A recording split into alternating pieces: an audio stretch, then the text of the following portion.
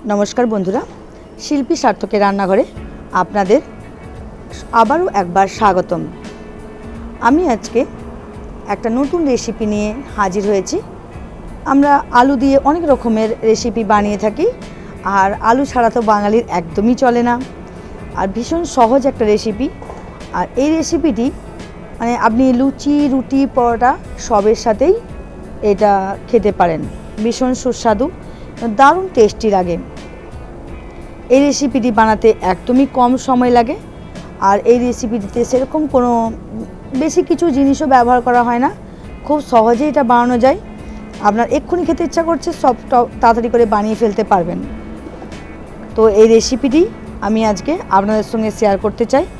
আর আরেকটা কথা বলার ছিল যে আপনারা যদি এখনও আমার চ্যানেলটিকে সাবস্ক্রাইব না করে থাকেন তাহলে চ্যানেলটিকে অবশ্যই সাবস্ক্রাইব করতে ভুলবেন না। তাহলে ঝটপট সাবস্ক্রাইব করে রাখুন এবং বেল বাটনটা টিপে রাখুন যাতে করে আমি নতুন কোনো রেসিপি আপলোড করার সাথে সাথে আপনাদের কাছে নোটিফিকেশনটা খুব সহজেই পৌঁছে যায়।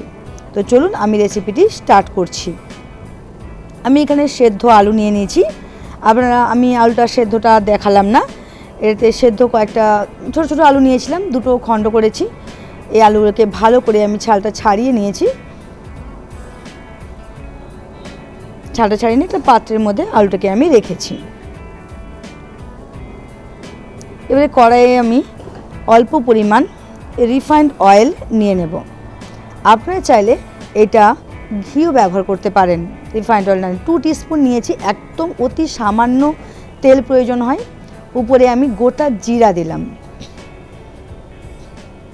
আর অল্প পরিমাণের হিং, 1 পিঞ্চ একদম সামান্য পরিমাণের হিং দিলাম। এরপর দেখছেন যে সেদ্ধ করা আলুগুলো ছিল সেগুলো আমি এতে দিয়ে দিলাম। ভালো করে নাড়াচাড়া করে নেব যাতে একটু কালারটা চেঞ্জ হয়ে যায় আলুগুলোর। দুটো কাঁচা লঙ্কা আমি কাটা দিলাম। এরপর একটু হলুদ গুঁড়ো, অল্প পরিমাণে লঙ্কা গুঁড়ো এবং আমি এটা কাশ্মীরি লঙ্কা ব্যবহার করছি, যেহেতু আমি ঝালটা কম ব্যবহার করছি সেই জন্য এতে কাশ্মীরি লঙ্কার গুঁড়োই আমরা দিলাম। ভালোভাবে নাড়িয়ে নিতে হবে যাতে করে সুন্দরভাবে পরোটাটা ফ্রাই হয়ে যায়। আর সল্টটা নিজের আন্দাজ মতো দিবেন। এখানে সল্ট 1 চামচই দেবেন, যেহেতু এটা একদম ড্রাই একটা আলুর রেসিপি তৈরি হচ্ছে, তো একদম 1 চামচই দিবেন, তার বেশি সল্ট দেওয়ার প্রয়োজন নেই। দেখুন আমার প্রায় ভাজা ভাজা হয়ে এসেছে। একদম 5 মিনিটস, এটা 5 মিনিটসের রেসিপি, একদম কম সময় লাগে। দেখুন কতটা সুন্দর দেখতে লাগছে আর তেলটাও অতি সামান্য দেওয়ার জন্য সুন্দর লাগছে। আর এটাতে হিটটা একদমই লো রাখতে হবে, কোনোভাবেই টেম্পারেচার বাড়ানো যাবে না। দেখুন কতটা সুন্দর লাগছে দেখতে।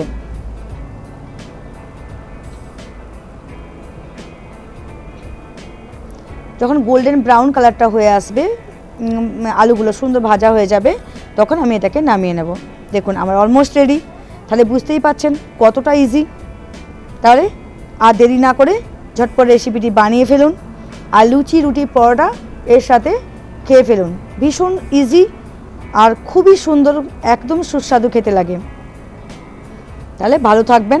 ধন্যবাদ। শিল্পী সার্থকের রান্নাঘরকে সাবস্ক্রাইব করতে ভুলবেন না।